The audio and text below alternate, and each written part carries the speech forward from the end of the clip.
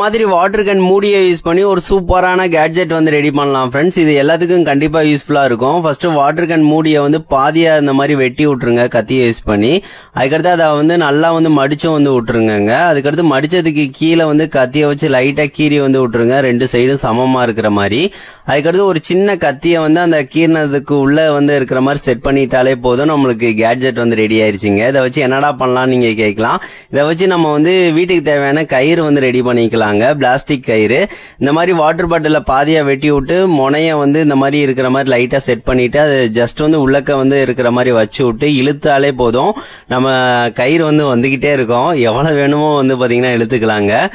இது வந்து நல்லா ஸ்ட்ராங்காவும் இருக்கும். இது வந்து பாத்தீங்கன்னா தெரியும் எவ்வளவு நைஸா வருது அப்படின்னு சொல்லி பாருங்களேன். அது வந்து நல்ல ஒரு ஸ்ட்ராங்கா வந்து இருக்கும். இதை வச்சு நாங்க வந்து ஒரு படிக்கல் வந்து ஒரு 10 கிலோ படிக்கலை வந்து சிங்கிளா வச்சு தான் தூக்கி பார்த்தேன், நல்லா ஸ்ட்ராங்காவே இருந்துச்சுங்க.